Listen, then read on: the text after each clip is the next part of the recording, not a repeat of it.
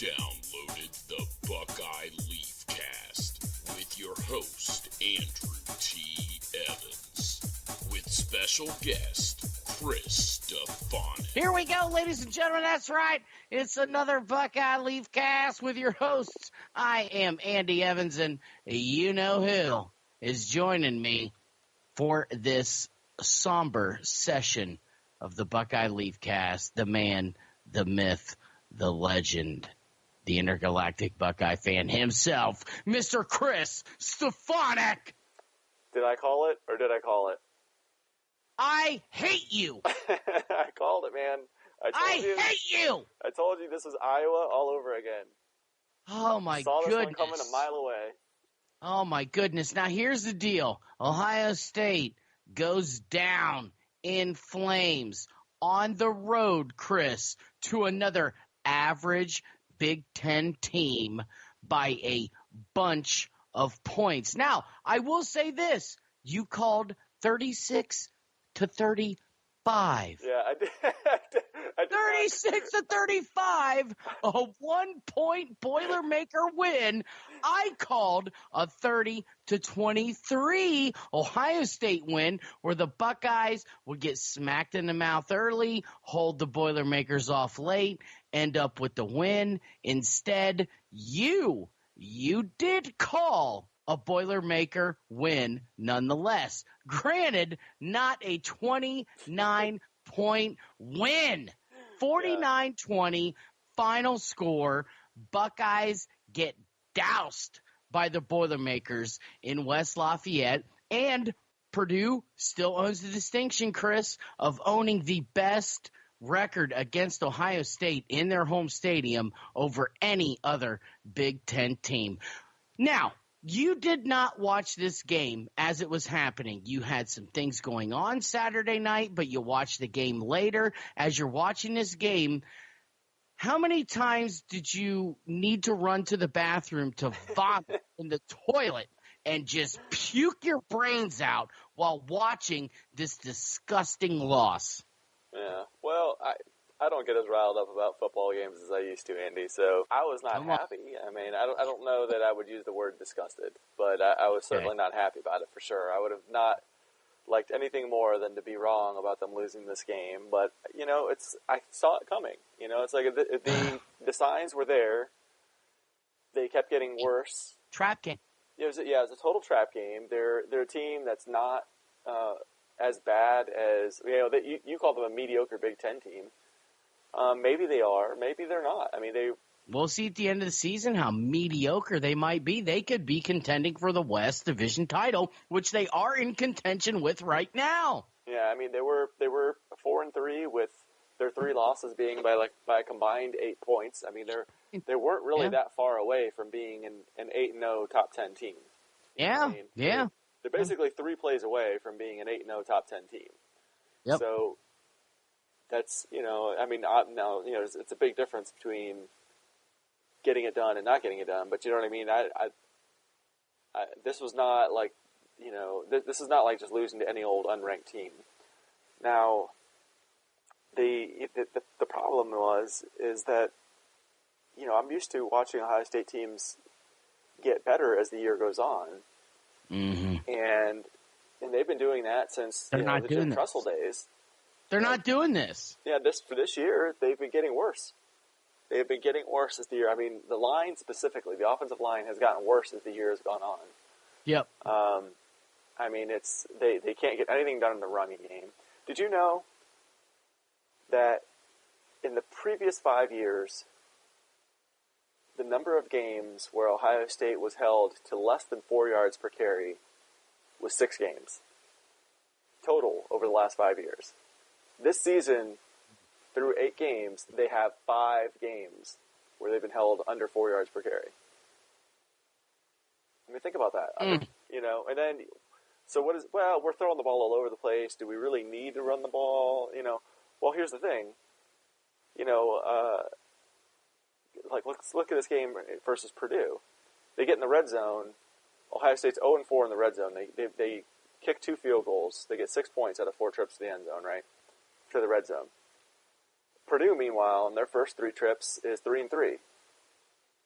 And the reason I'm bringing this up when talking about the running game is whenever you get down inside the 20, it becomes really hard to throw the ball because the windows become a lot tighter.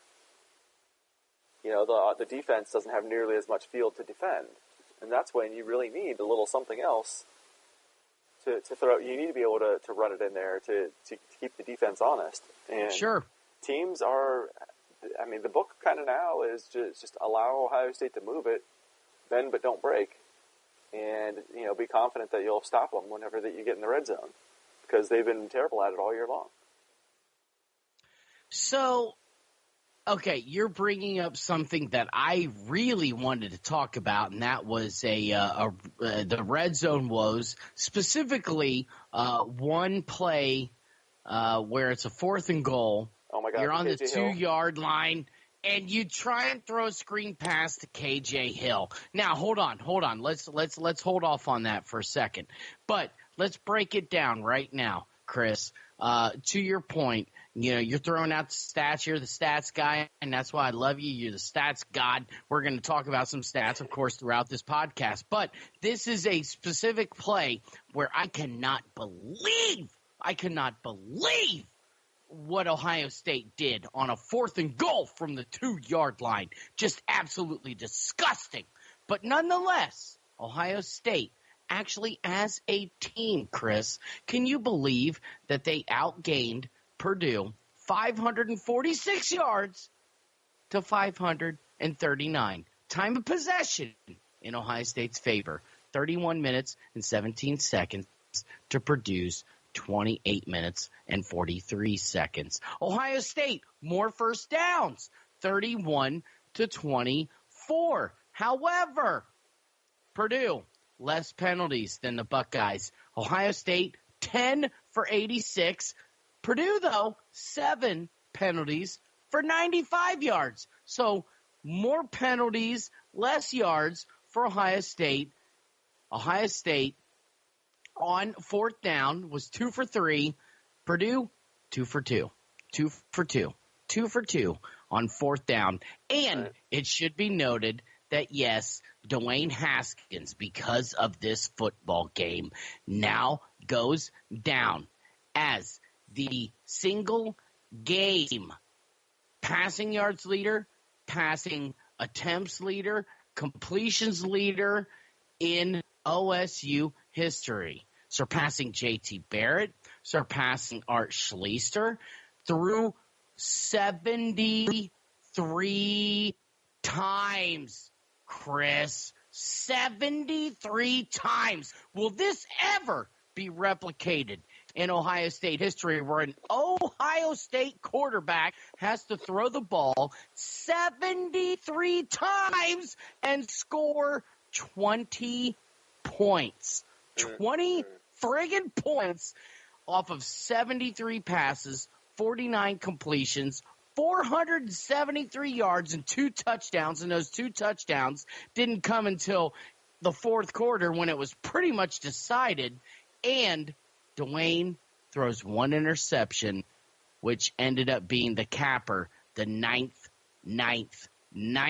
touchdown of the night for the Purdue Boilermakers.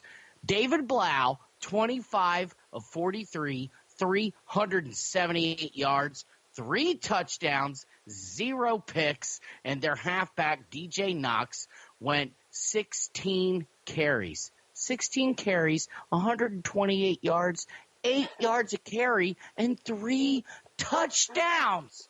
I mean, come on, dude. That 4th quarter, dude, I'm just, oh my God, I wanted to barf. They gave up. They gave up. They curled up in the fetal position and were like, please let the beating end. They completely gave up. And that's just not characteristic of what Urban Meyer teams have been his first few years here. But, I'm saying his first few years here, well, you look at their last 4 losses. They have 4 losses in the last 23 games. I know. That's 19-4 isn't terrible. Everybody. No. Even Bama loses games. But those 4 losses are by a combined 106 points. It's like once they start losing, ouch. They give up. They give up. They gave up versus Clemson. They definitely gave up versus Iowa last year. They gave up this last Saturday versus Purdue.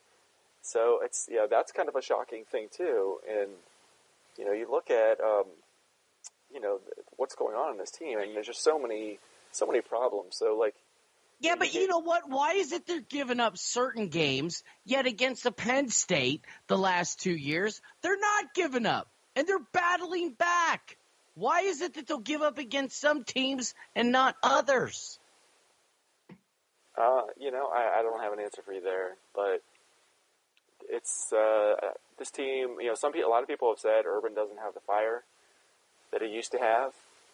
He definitely, when he came to Ohio State, had that contract he signed with his family to take care of himself and not get so stressed, not stroke out on the sidelines again, which was ultimately a good thing, I think. But he still. And what? Here's a guy that's banging his head. He's banging the side of his head. It was shown on TV there in the Minnesota game. He's the Indiana game, or was it Minnesota? God, I can't remember. One of the two. He's banging the side of his head. He's banging the side of his head. I have no on idea TV. But I think he is suffering from headaches. You didn't see that? You see him, he runs his hand through his hair. He does that in his press conferences. He does it on the sidelines. No, dude, he was down on one knee. Well, I remember that. Banging the side of his head, like smacking his head during either the Indiana or the Minnesota game, and I apologize, I can't remember for which one, but, he's smacking the side of his head. I remember him down on one knee. I didn't remember him smacking the side of his head. He did say that he was having headaches, and that's something that's been bothering him for a long time. Yes. So here we go. Yeah, I don't know. Is this something that's coming into play for Urban? I think it is. I think everything. It's all coming into play right now. And I'm sure that you saw the reports by Bleacher Report and all these other people. They're all like, there's this tension among the ranks and there's this and that going on and Urban and Gene, they're mad at each other and Gene and Urban and Michael Drake, they're all smacking each other around and they're all pissed off at each other and blah, blah, blah. I'm sure you saw these reports, and I have trouble as a journalist myself seeing these reports and saying, there's an anonymous report here. There's an anonymous report there. It's all anonymous. These anonymous people, they're saying this and that and blah, blah, blah. Well, you know what? If you're a reporter inside, like I am. I'm sorry. I am inside. I get into the practice sessions. I get inside on Wednesday evenings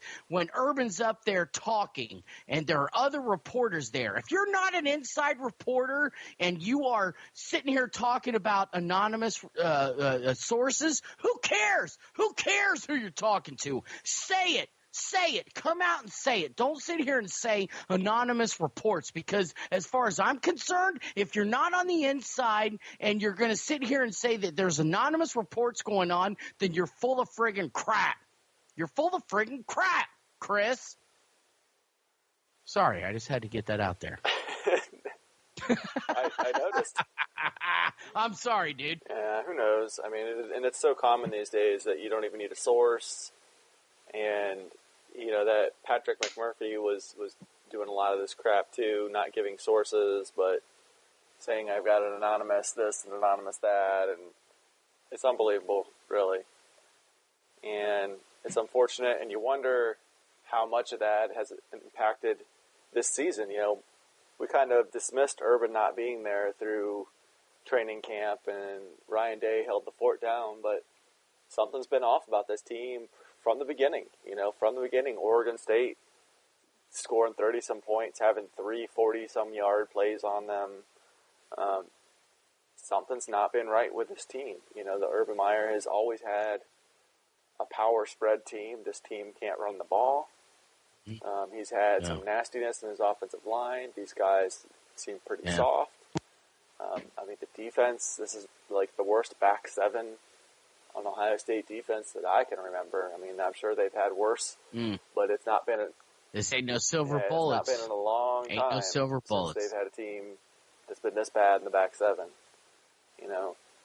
Do you think that there is some sort of something going on as far as Urban coming into this season? There are people out there who are like, look at the first 3 games when Urban was suspended. The team was on fire. They were on a mission. Now Urban's back, and the whole attitude seems to have changed. Do you think that there is any truth to that? No, I don't. I mean, the teams weren't that great. I mean, yeah, TCU, we thought that was a pretty good team. Turns out, when you talk about a mediocre team, TCU might not even be mediocre. So you got to question the quality of the opponents there. So, I don't really think that it's Urban coming back was a bad thing for this team. I don't think so. He may have lost a little bit of his competitive edge, but he's still, even with losing a bit of his competitive edge, I would say he's a better coach than the vast majority of coaches out there than what Ohio State could probably get if they got rid of him. I mean, now it remains to be seen if this trend, if he just keeps falling off, maybe I'll be changing my tune. If this is just the start of a downward spiral, we shall see. And, I mean, if you remember, what's that guy, that F-bomb guy, Feinbaum, he was saying after, Paul Feinbaum. I mean, he was saying that Urban's going to retire or Urban's going to leave Ohio State at the end of the year, because of all of this.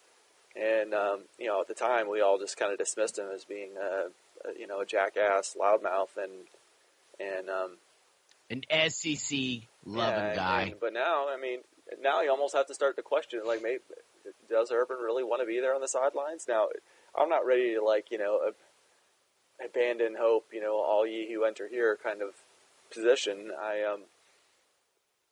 There is some reason to be optimistic, and that is every freaking year, sans 2012, this team has needed a loss to get its act together. Mm-hmm. It's like they're listless, they're rudderless, they think they can just roll their helmets on the field. They lose a game, and then that's the fire that Urban needs to turn the game around, make some corrections, and they come out and they've been like gangbusters after losing a game. Well, I guess last year they didn't. It took 2 games to do it, but after Iowa, they were dominant, And every other year, basically, they'd have a loss, and then they'd be dominant after that. When they lost to Oklahoma, I mean, Oklahoma's a really good team, and it was fairly close, They lost by a couple touchdowns or something. They didn't get the doors blown off of them. That wasn't enough to wake them up. That was they needed a loss that's like not an acceptable loss, like this one right now. Is this the kind of acceptable loss like last year against Iowa to kick these guys into high gear and go, whoa, we are much better than this. We need to turn it on. Is this the kind of loss that's going to wake up the team and the coaching staff and everybody into kicking their buttholes into high gear? I think a better question to ask than that would be, are the problems that this team has, are they fixable this year? Are they fixable? All right, break it down. I'm not sure that they are. Some of them, I think the majority of them have to do with inexperience and injuries. So this team is still one of the most talented teams in the country on paper, but they're very they're very inexperienced. And on top of that, they've got a lot of injuries. So, they lost the best player in the country, Nick Bosa. They have 5 starters out on defense.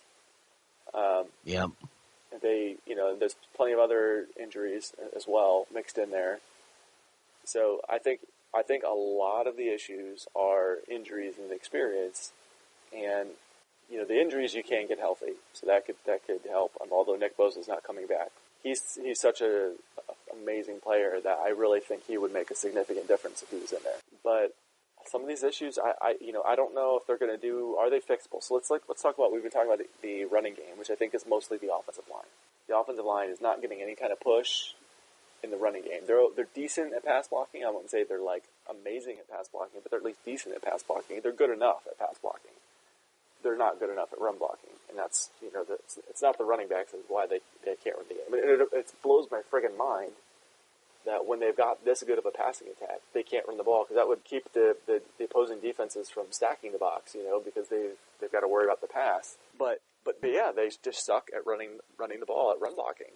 Can they correct that? And I kind of think, unless the coaches are willing to make personnel changes, I don't see it getting fixed this year. I think there are personnel changes they could maybe make. I don't think Michael Jordan is nearly as good at center as he is at guard. He was a total road grader. He's the guy you can run behind if you put him at guard. He's not been that great at center. Maybe you bring in a guy like Josh Myers, who's, by all accounts, a total road grader on a run blocker, and the reason he's not starting is because he's not very good at pass blocking yet. Still a young guy, there's still time, but that's the reason why he's not starting. Well, maybe you bring him in and say, hey, we need somebody that's going to get nasty and help us run the ball. Move Michael Jordan back to guard, get Josh Myers in there at center. I don't know. I mean, some people were saying Josh Alabi, that he actually graded out pretty good when he was in there in place of Thayer Munford. He gave a sack on the first play, but if you watched after that, he calmed down and blocked really well, and it looks like he's one of our top 5 offensive linemen. Maybe you bring him in and you slide Prince down to guard, or maybe you bring in Alabi and move him to guard, because that's where the biggest weaknesses appear to be is the 2 guards. I don't know, but you look at what changes need to be made. I think on defense, I'm still kind of scratching my heads. Both of them. I'm scratching my heads about this whole why they keep putting the linebackers up on the line of scrimmage. And I don't know if you saw what Laurinaitis was even talking about this week. He's got that show on Wing AM, that sports talk radio. I did not see. No, I did not know that. He's got a sports talk radio show on Wing AM out of Dayton, that radio station, that big Buckeye station. And he was talking about this, he's getting calls from people, in the business through his many football contacts as playing in the NFL and being a commentator and all that. And they're like, James, what the hell is Ohio State doing on defense? Why are they have their linebackers up constantly? It's okay to mix that in here and there on passing downs. But to be constantly doing it makes no sense. And he's like, I know. He's like, you totally take away the ability of the linebackers to read and react. They get caught up in all the junk. They get caught up in the blocks. And you know what? I was looking at this versus Purdue. It's like, where are opposing teams attacking the defense? And if you think about it, they're attacking the defense in that area where the linebackers have vacated because they're up on the line of scrimmage. So, like the slant, for example. Everybody's complaining these teams were running slant after slant after slant. Minnesota, ran so many friggin' slants that Rondale Moore, half of his catches were slants. They're just going to that area that's vacated because the linebackers are up at the line of scrimmage, and so it's now wide open. Come on, coach. Make an adjustment. I don't think that Greg Schiano cares. I don't think Greg Schiano gives a shit right now. He doesn't give a shit. He's supposed to be the head coach of Tennessee right now, and instead, I'm back at Ohio State for a 3rd year. This sucks. You know what I'm saying? And he got passed over for being the interim head coach. I totally thought it was just going to be Schiano to be the interim head coach, and I was. Oh, are you kidding me? Floored, to be frank, that Ryan Day was selected. Yep, me too. I mean, look at the coaches. And in fact, I was reading an article today, and I thought, this is a great point. Look at Greg Studrora. Okay, we've talked about Coach Stud.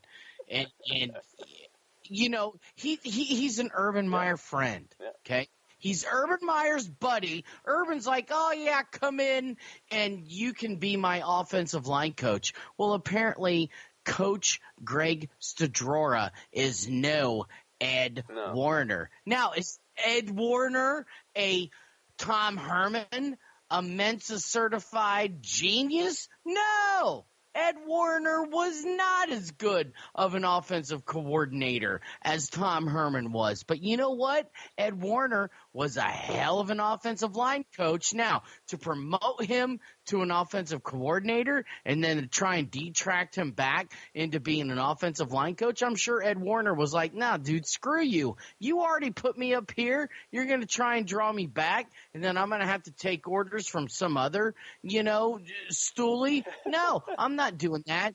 Craig Stadrora, though, no Ed Warner. Bill Davis, best man at Urban Meyer's wedding, not a great linebackers coach. Greg Schiano, supposed to be out of here. He was a friggin' NFL head coach. And now all of a sudden he's a defensive coordinator, even if it is for Ohio State. He's a defensive coordinator at a college team. I was head coach of an NFL team at one point.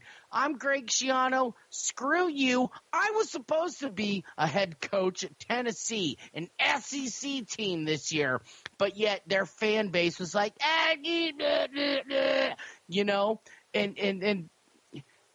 nobody gives a shit this year, dude. Nobody gives a shit. And if I'm Urban Meyer, I don't give a shit either right now what happens to this football team, because you screwed me over and you suspended me for some stupid bull crap, Michael Drake. And now, supposedly, there's this report coming out that he and Gene Smith are at odds. And, of course, Gene Smith, per report from ESPN, like, oh, of course not. There's no blah, blah, blah.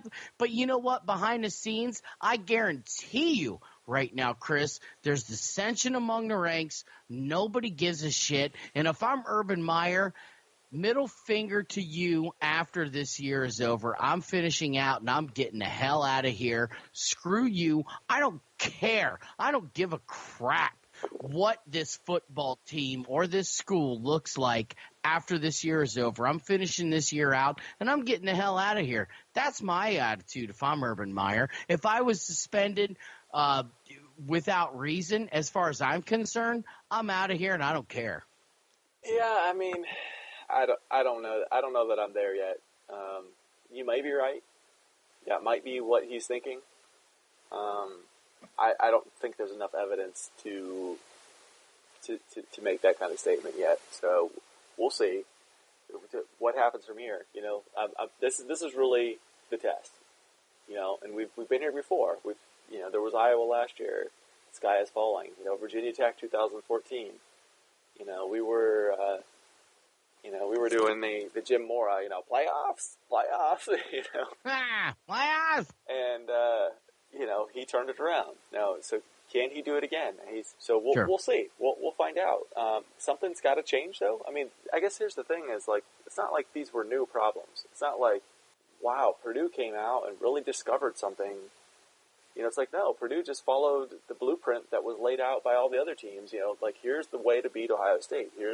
They suck at this. You attack the middle of the field between the line of scrimmage and the safeties where the linebackers are vacated. On offense, you don't give up the big play. You force them to go down the field, and then you just tighten the screws whenever it gets in the red zone. You beat them on special teams. I mean, my God, at least in the past, like special teams was a